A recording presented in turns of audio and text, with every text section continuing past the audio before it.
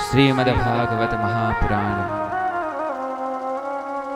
परम वांगमय पियो श्री कृष्ण स्वरूपा श्रीमद्भागवत महापुराण कल्पतरु।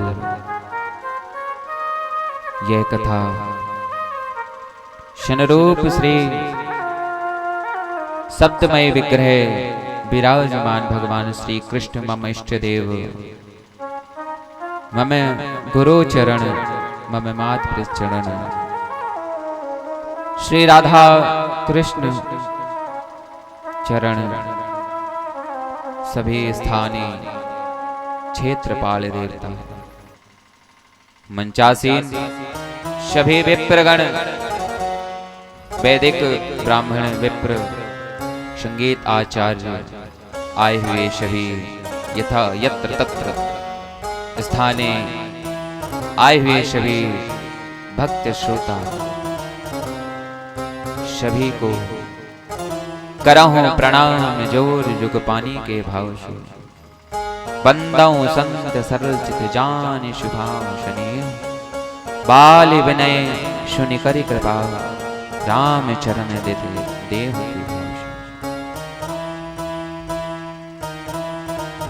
मैं इस व्यास पीठ की ओर से आप सभी को प्रणाम करता हूं।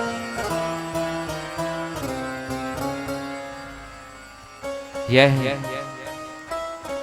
परम पावन अमृतमय गंगा धारा श्रीमद्भागवत महापुराण की यह दिव्य धारा जो आज हमारे और आपके बीच मध्य में बहती जा रही है, बहती जा रही है, बहती जा रही है। आज इस कथा के द्वितीय दिवस में द्वितीय चरण में हम प्रवेश।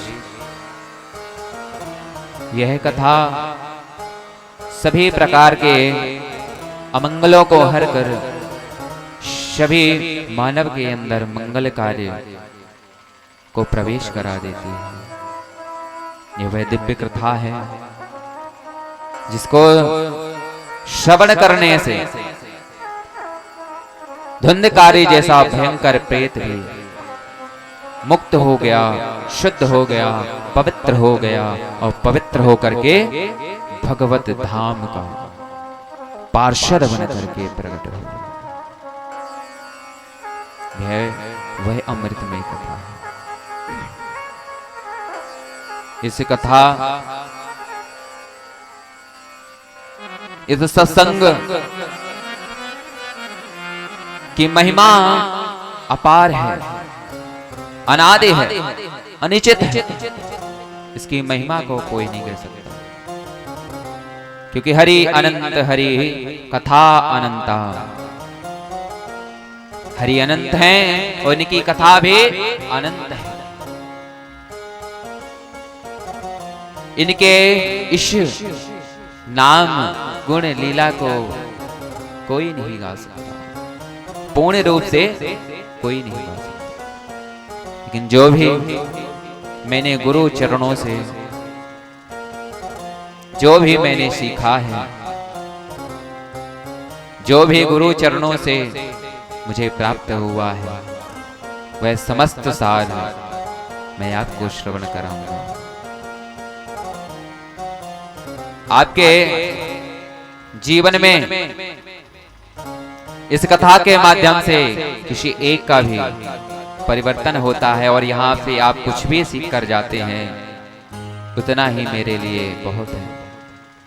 यह सत्संग की श्रेष्ठता बहुत है। यह सत्संग अपार है, तब से बढ़कर भी है। एक बार एक संत एक महात्मा जी के यहाँ गए। महात्मा जी 10,000 वर्षों से तप कर रहे थे।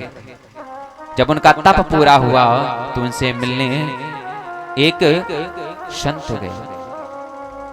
उनका बड़ा ही आदर सत्कार किया, सेवा की।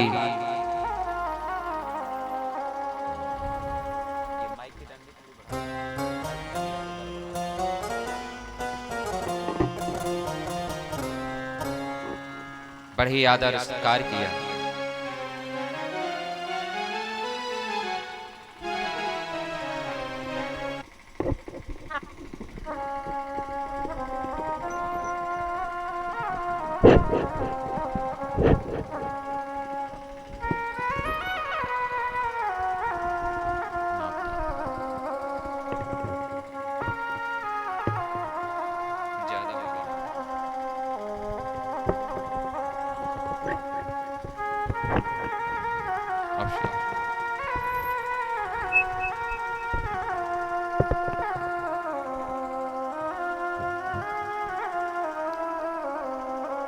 बड़ा ही आदर उन संत भगवान ने किया।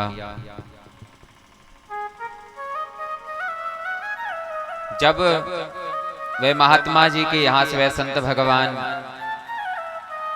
कुछ समय रुक करके वहां से जाने लगे, तो महात्मा जी ने संकल्प करके अपने 10,000 वर्षों का तप उनको दान किया।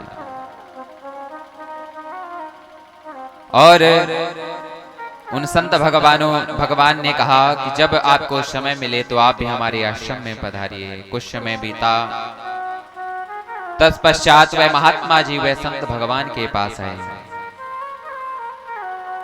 संत भगवान के पास आया, उनका बड़ा ही आदर संस्कार, संमत पूजन, ब्राह्मण पूजन किया। आपस में वार्तालाप सत्संग हुआ। कुछ समय बीता, कुछ समय उन्होंने भी उनके आश्रम में बिताया। रोज हरि चर्चा करते रहे, कीर्तन करते रहे। और जब वे महात्मा जी वहां से जाने लगे, जब वे महात्मा जी वहां से जाने लगे तो संत भगवान ने संकल्प करके आध घड़ी का सत्संग उनको दिया। आध घड़ी का सत्संग महात्मा जी को बड़ा ही अजीब लगा कि जब ये हमारे यहाँ आए थे तो हमने इन्हें 10,000 वर्षों का तप दिया था, और हम इनके यहाँ से जा रहे हैं तो सिर्फ आध घड़ी का सत्संग ये हमें दे रहे हैं।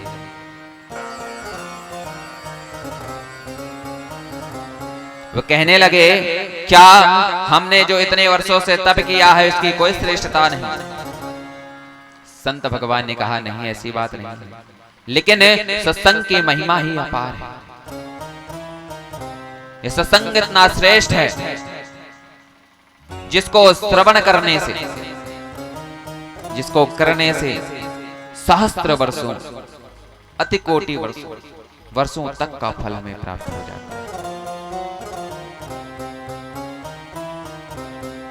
उन्होंने कहा, आपस में जब वार्तालाप होने लगा, बहस होने लगी, तो उन्होंने कहा किसी तीसरे से पूछते हैं। तो वह महात्मा जी और संत भगवान शेष नाग के शरण में गए। भगवान शेष के शरण में गए और शेष नाग के शरण में जाकर के कहा कि हे शेष नाग, आप ही हमें बताइए कि सत्संग श्रेष्ठ है या तप श्रेष्ठ है?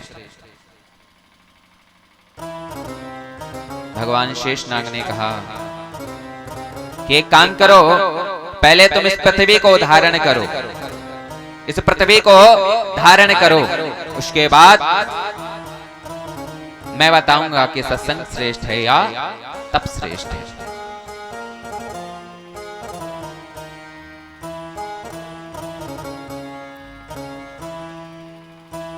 तब महात्मा जी ने कहा, इसमें कौन सी बड़ी बात है, मैं अभी पृथ्वी को स्थिर कर देता हूं। उन्होंने हाथ में जल लिया, संकल्प किया और छोड़ कर कहा, हे पृथ्वी, मैं तुझे अपने 10,000 वर्षों का तप देता हूं, हे पृथ्वी स्थिर हो जा। वह पृथ्वी स्थिर नहीं। पुनः संकल्प लिया और कहा, हे पृथ्वी, मैं तुम्हें अपने आधे जीवन का तप देता हूं, हे पृथ्वी स्थिर हो जा। वह पृथ्वी तब भी स्थिर नहीं। पुनः कहा, संकल्प लेकर के कहा कि हे पृथ्वी, मैं तुझे अपने पूर्ण जीवन का तप देता हूं, हे पृथ्वी स्थिर हो जा। वह पृथ्वी तब भी स्थिर नहीं हुई। तब संत भगवान ने हाथ में जल लिया, संकल्प लिया और कहा, हे पृथ्वी, मैं तुझे आध घड़ी का सत्संग देता हूं, हे पृथ्वी स्थिर हो जा। वह पृथ्वी स्थिर हो गई। स्थिर हुई। महात्मा जी को बड़ा ही लज्जा आई। फिर भी उन्होंने शेषनाग से पूछा कि हे प्रभु, अब तो बता दीजिए, सत्संग श्रेष्ठ है या तप श्रेष्ठ है? तो शेषनाग भगवान कहते हैं कि प्रत्यक्षम किम प्रमाणम, अरे तुम्हारे सामने प्रत्यक्ष रूप से दिखाई पड़ रहा है, और अभी अभी तुमने देखा, तुम्हारे पूरे जीवन का तप, तुम्हारे पूरे जीवन का तप जो है इस पृथ्वी को स्थिर नहीं कर पाया, और आध घड़ी के सत्संग ने इसको स्थिर कर दिया। इसलिए सत्संग सर्वश्रेष्ठ। एक घड़े आधे घड़े आधे के पुण्याद तुलसी संगत साधु के हरने कोटि अपराध। यह सत्संग इतना श्रेष्ठ है कि एक घड़ी आध घड़ी और आधी के पुनियाद। इतना नहीं, एक घड़ी सत्संग करो चाहे उसकी आधी घड़ी सत्संग करो। एक घड़ी कितने मिनट की होती है? 24 मिनट की। 24 मिनट की एक घड़ी होती है तो उसकी आधी 12 मिनट सत्संग करो। 12 नहीं हो सके तो 6 मिनट सत्संग करो, तब भी वह श्रेष्ठ है। और हमारे सामने तो पूरे 3 घंटे की कथा चल रही है और इसको हम श्रवण कर रहे हैं, इसलिए इसको सुनने में हमें आलस्य।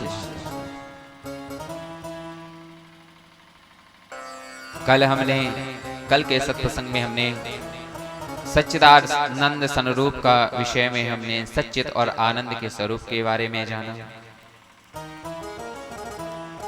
देवताओं का आना और सुखदेव जी द्वारा तदा देवांजहास उनकी हंसी उड़ाकर उनका अमृत के बलदे जो वह कथा की तुलना करके आए थे उसे निरस्कार करके उनके वहां से भगाना। सनकादिक ऋषियों और नारद जी का संवाद, नारद जी का असंतोष हमने श्रवण किया। नारद जी ने भक्ति महारानी का असंतोष जो था वह सभी वचनों से अपने उनको संतुष्टि प्रदान की और वह ज्ञान वैराग की मूर्छा भंग करने के लिए बद्रिकाश्रम आ गए और सनकादिक ऋषियों के साथ हरिद्वार के आनंद नामक उस पावन पुनीत स्थान पर घाट पर वह विराजमान। बड़ा ही श्रेष्ठ आसन व्यास गद्दी नारद जी ने लगाई। वह बड़ वृक्ष के नीचे श्रेष्ठ और सनकादिक ऋषि व्यास स्वरूप होकर के विराजमान हैं और नारद जी ने उनकी भागवत जी की आरती की, पूजा की, आकाश से पुष्पों की वर्षा देवताओं ने की और सभी ऋषिगण अपने शिष्यों के साथ, पुत्रों के साथ, स्त्रियों के साथ, सभी देवी देवता, गंगा आदि सभी तीर्थ नदियां, प्रयाग आदि सभी तीर्थ, दंडक आदि सारे वन सभी इस कथा को श्रवण करने के लिए प्रयागराज की पावन भूमि में, श्री हरिद्वार की पावन भूमि में सभी लोग का आगमन हुआ।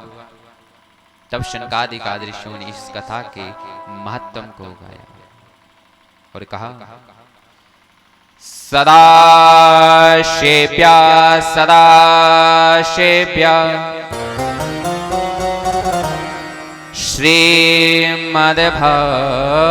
श्रीमद्भागवते कथा यस्याः श्रवणमात्रेण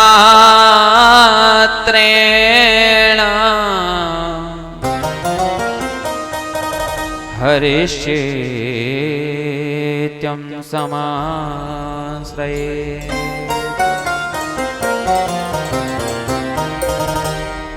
सनकादिक ऋषि इस कथा के महिमा को गा रहे हैं और कह रहे हैं, सदा सेव्या श्रीमद्भागवते कथा, कि यह वह कथा है जिसको सदा सर्वदा श्रवण करना चाहिए। सदा सर्वदा इस कथा को श्रवण करें, इस कथा को सुने। सदा सेव्या श्रीमद्भागवती कथा, ये भागवत की कथा को हमें श्रवण करना चाहिए। यस्या श्रवण मात्रेण हरिश्चित्यं समाश्रयेत, जब हम इसको श्रवण करते हैं तो वह हमारे हृदय मंदिर में उतरती है और उतर करके भगवान जब हम शुद्ध और पवित्र हो जाते हैं, शुद्ध और पवित्र हो जाते हैं तो श्री हरि हमारे हृदय मंदिर में सदा सर्वदा के लिए विराजमान हो जाते हैं। यह ऐसी कथा है जैसे माताएं अपने पुत्र और पुत्री को जब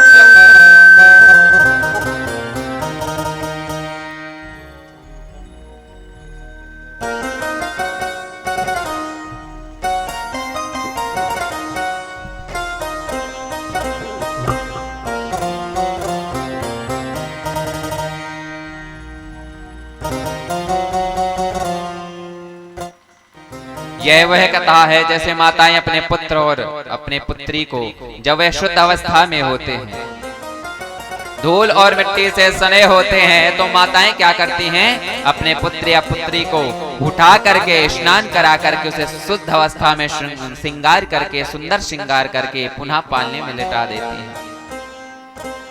और जैसे ही पालने में लिटा देती हैं तो उसके पिता जैसे ही देखते हैं कि बड़ा ही सुंदर स्वरूप है मेरे पुत्र का, तो तुरंत से जा करके अपने गोद में उसे उठा कर खिलाने लगते हैं। ऐसे ये श्रीमद् भागवत महापुराण है। यह भी वह माता स्वरूप है, यह भी देखती है कि हमारे अंदर जो काम रूपी, लोभ रूपी, क्रोध रूपी जो ये है अशुद्ध अवस्था की चीजें अंदर प्रवेश कर रही है। ये कथा को हम जब श्रवण करके अपने हृदय मंदिर में उतारते हैं तो वो समस्त दोष हमारे अंदर से नष्ट हो जाते हैं।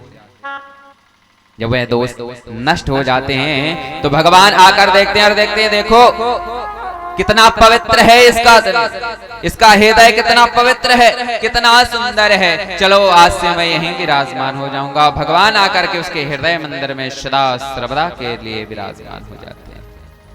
ऐसी दिव्य कथा ये श्रीमद् भागवत की कथा है।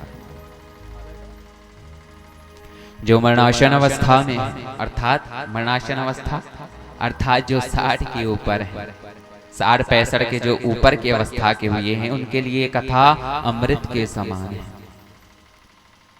क्यों? क्योंकि जब 60 के ऊपर के हो जाते हैं ना, ज्योतिष के अनुसार हमारी आयु 120 वर्ष की है, और 120 वर्ष के बाद तो 60 वर्ष के बाद हम क्या पुनः बचपन की ओर आकर्षण होने लगता है। वह आयु हमारी बचपन की ओर उतरने लगती है। सब व्यवस्थाएं बिगड़ती चली जाती हैं। जैसे बालक बचपन में कब सोए कब जगे कोई पता नहीं चलता, ऐसे ही जो वृद्ध अवस्था के पुरुष हो जाते हैं ना, वृद्ध अवस्था के हो जाते हैं, उनकी भी निद्रा का कोई ठिकाना नहीं रहता। कब नींद आए, कब जग जाएं, कब सो जाएं, कब नींद में खुले जाए, ऐसा होता है, ऐसा अवश्य होता होगा।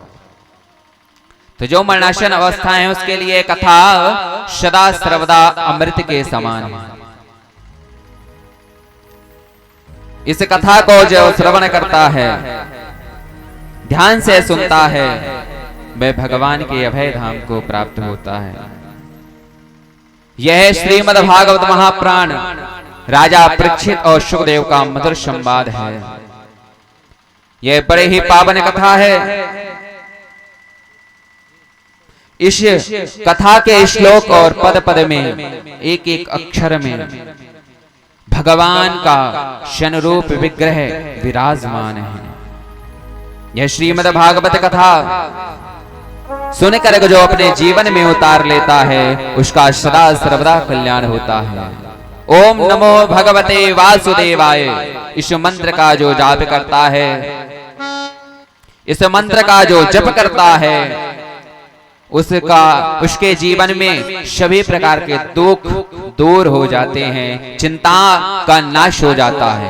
यह वही मंत्र है जिसको मन में शांति ना प्रदान हो, जो डिप्रेशन में चले जाते हैं, बहुत सोचने लगते हैं, सोचने के कारण नींद नहीं आती, 24-24 घंटे जगे रहते हैं, परेशान रहते हैं, ये है उसी के लिए अमृत रूपी मंत्र है। ओम नमो भगवते वासुदेवाय। यह 12 अक्षर मंत्र का जो जप करता है वह डिप्रेशन से भी वापस आ जाएगा, उसे सोच शक्ति को उसके अंदर कम हो जाएगी और वह पुनः हष्ट पुष्ट होकर के अपने जीवन को व्यतीत करने लगेगा।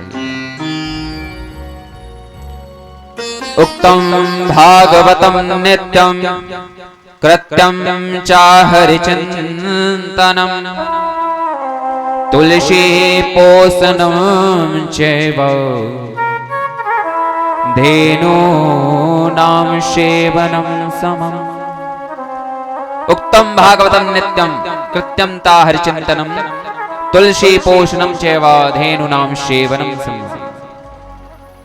नित्य प्रतिदिन श्रीमद् भागवत महापुराण की कथा को श्रवण करना, इसका पाठ करना, नित्य प्रतिदिन माँ तुलसी की सेवा करना, नित्य प्रतिदिन भगवान का कीर्तन करना, नित्य प्रतिदिन गौ सेवा करना, ये भागवत जी में चारों एक समान बताए गए। इसमें से हम किसी एक को भी कर रहे हैं तो हमारा भगवत